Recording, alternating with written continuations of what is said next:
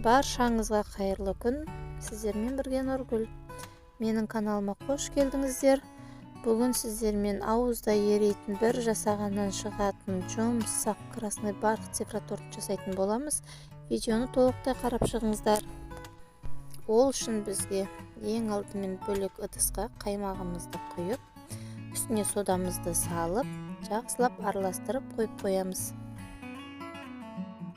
Қаймақ пен соданы араластырып болған соң, екінші таза ыдысымызды алып, жұмыртқа мен құмшекерімізді салып, жақсылап аппақ болып көпіріп, көтерілгенше миксерлейтін боламыз. Ыдысымыз әрдайым құрғақ және таза болуы тиіс. Қай заттан неше граммнан салып жатқанымды описание бөлімінде қалдырып кететін боламын. Жұмыртқа мен құмшекерімізді миксерлеп болған соң, үстіне дайын тұрған қаймағымызды салып, оның үстіне сұйық майымызды құйып, барлығын бірге миксерлейміз.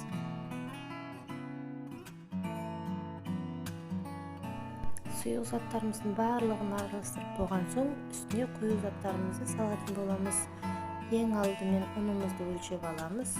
Оның үстіне разрыхителімізді салып, ұнымызбен бірге екеуін жақсылап араластырып аламыз. Сұйық затымыздың үстіне ұнымыз бен разрыхителімізді шетінен салып, барлығын бірге жақсылап миксерлейміз. Және де үстіне қызыл красителімізді қасықтың ұшымен салып, оны да жақсылап миксерлеп аламыз. Біздің тестамыз дайын. Енді пергамент қағазына өзімізге қажетті санды, цифраны суретін салып, сызып аласыздар. Содан соң барып тестамызды осы өзіңізге қажет цифра бойынша тестамызды құйып пісіріп аламыз. Мен 6 санын таңдадым. 6 санын толықтай көрсететін боламын. Сіздер өз қалаған сандарыңызды, өз қалаған цифраларыңызды сызып пісіріп алсаңыздар болады. Тестамызды теңге 3-ке бөліп пісіріп аламыз.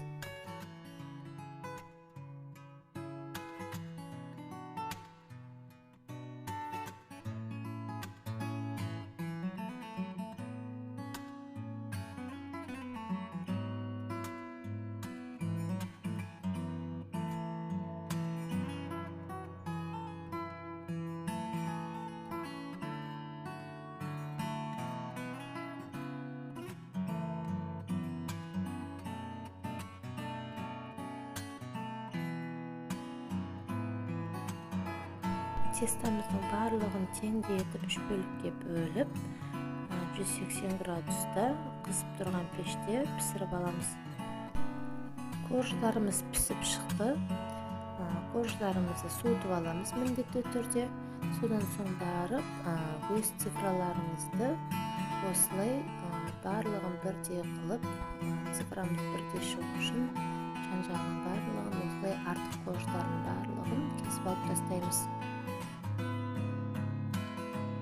Корждарымыз дайын. Енді кремін жасап аламыз. Кремін жасап алу үшін бірінші творожный сырымыз бен құмшекерімізді таза ыдысқа салып аламыз. Және екеуін 1 минуттай жақсылап араласқанша миксерлеп аламыз. Содан соң барып үстіне сливкемізді құйып, креміміз қою болғанша барлығын біркелкі етіп бірге миксерлейтін боламыз.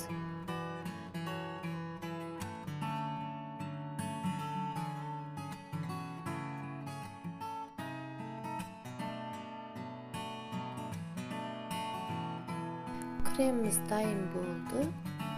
Кремімізді алып, енді корждарымызды жинайтын боламыз. Корждарымыздың барлығын жан-жағындағы артық корждарын алып тастап, біртіндеп жинаймыз. Коржымыздың астына осылай коробкаға қоятын бірінші коржға кішкене астына крем жапсаңыздар, жылжып кетпейтін болады. Осылай жағып алсаңыздар болады. Енді шаригімізді шығарып, біртіндеп барлық 3 коржымызды жинап шығамыз. Шариктеріңізді неғұрлым бірдей қылып шығарсаңыздар, әдемі біркелкі болып көрінетін болады.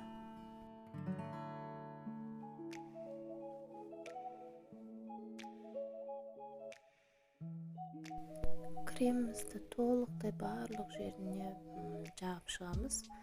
Осылай 3 қатар коржымыздың барлығын біртіндеп жинап шығамыз.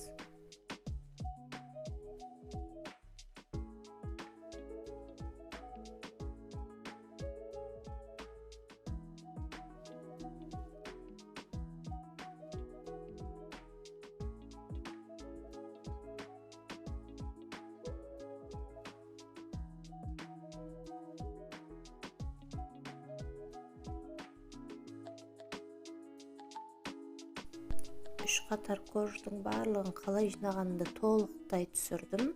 Сіздерге анық болу үшін міндетті түрде бағалап кетіңіздер. Видеоны толықтай соңына дейін көріп, менің каналыма тіркеліп кетуді ұмытпаңыздар. Көптеген пайдалы, қызықты видеолар болады. Қоңырауша белгісін басып кетуді ұмытпаңыздар. Біздің цифра тортымыз дайын, өз қалауларыңызша сәндесеңіздер болады.